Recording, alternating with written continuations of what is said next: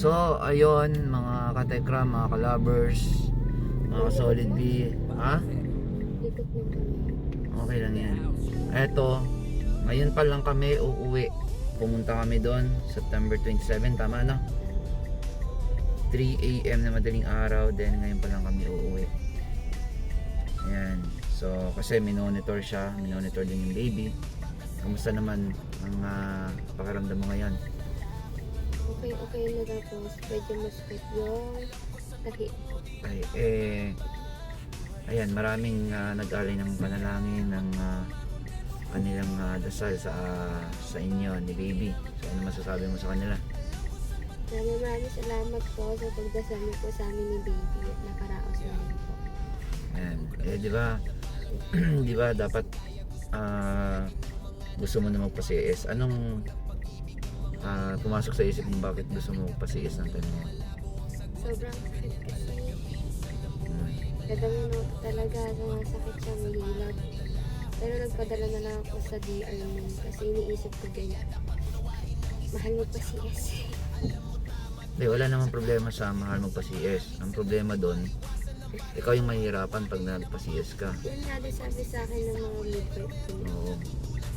Kasi mas masarap pa rin talaga sa pakiramdam kapag na normal mo, nalampasan mo yung normal. Kasi hindi naman ano yung baby, hindi naman siya baliktad o hindi naman mauna yung paa, ganyan. Kasi yung tayo pwesto ni baby, normal lang talaga eh. So, ang alam ko sinisiis lang yung mga ano eh, kapag baliktad yung ano, Rich position. pag iba yung position ng baby, di ba? So, ayun guys, no, pauwi pa lang kami at ayan, sinisipon pa siya niyan. Ano na yung nagawa sa baby?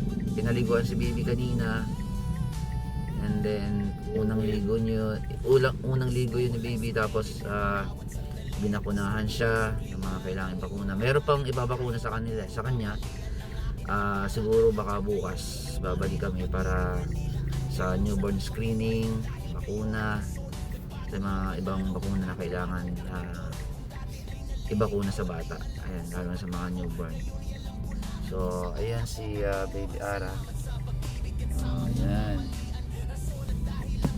Kasi hindi pa nga niya kaya masyadong mag kilos-kilos, syempre, lalo na magkalong ng baby. Kasi yun, pero nakakabawi-bawi ka na naman ngayon. Nakakabawi-bawi ka na sa labas. Tapos lang talaga hindi. Kahapon, nung time na nagsimula na yung hilab talaga, na totoong hilab talaga, ano yung balita ko sinabunutan mo sina mama, sina Jelay. Hindi ko na talaga maintindihan yung sakit ko. Sobrang sakit talaga, no? Napamura nga ako. Napamura pa siya. Grabe. And nung yun nga, nasa ano na siya nun. Nagpadala na ako agad sa PI sa delivery room. Sa delivery room na siya nun. Nanginginig talaga yung buong katawan niya, yung paa niya. Oo, nanginginig talaga guys. Sobra as in nanginginig. Parang nanggigigil siya. Parang ganun. Parang ba't ka na nanggigigil? O nanginginig. Parang inaano mo yung sakit. Nilalabanan mo ganun. Kasi bawal po umiri eh. Oo. So, talagang naninigas yung katawan niya, parang parang time na nagpapatato ako ganun, pag hindi ko inaano yung sakit, parang ganun. Tinitigasan ko yung So, ayun, thank you kay Lord. Siyempre, no, dahil, ayun nga, talagang hindi niya tayo pinabayaan. Hindi niya kayo pinabayaan, di ba? Thank you Lord. At syempre sa mga natin, viewers, Thank na you talagang po sa mga viewers namin dyan na pinagdasal kami ni baby. Ayun po, maraming salamat sa inyo. So yan, nandito na po kami, kararating lang po namin dito sa bahay at ayun, si baby Ara, no, inilagay muna namin dito kasi ibababa ko yung sa taas, yung ano tawag doon? Crib. So tara, samahan niyo ako na ibaba yung crib. Lang guys, tara. Bababa ko lang yung crib.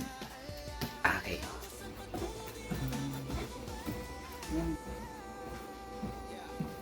Oh.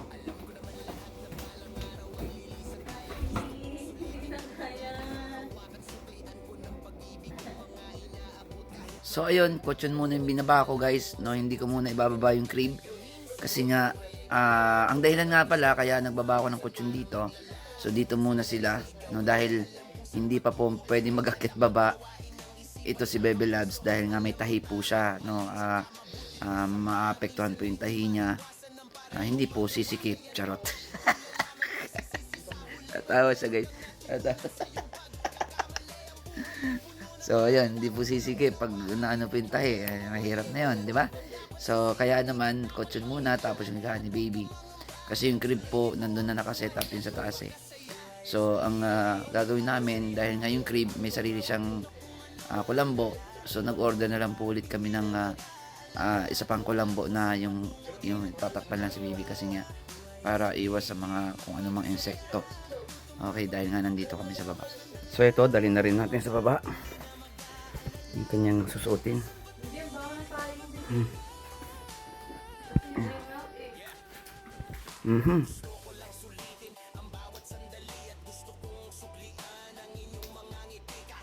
Unang gabi dito sa bahay.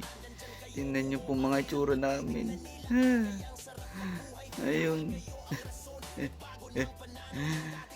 Ay, nako po. So, eto na yung sinasabi natin. Ay, narinig na. Hindi ko pwede pakita guys eh. Naririnig na yung iyak ni Baby. So, alam nyo na. Puyaters na naman to. Walang diretsong tulog. Kasi 2 to 3 hours kailangan i-check yung diaper niya. No, kung umihina. Kasi 5 to 6 times dapat umihi ang baby sa isang buong araw. So, every time i-check talaga 2 to 3 hours. And then, ganun din yung pagpapadede. No, dapat 2 to 3 hours. So, ito lang po yung update namin ngayon. Masaya na challenging po. No? Itong namin. Journey namin dito. So, salamat po sa mga nanonood at sumusuporta sa journey namin.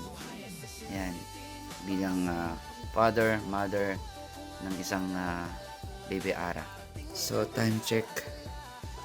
1:00 na. Gising pa din kami. Ako pala. So, yan. Si Baby nakatulog na.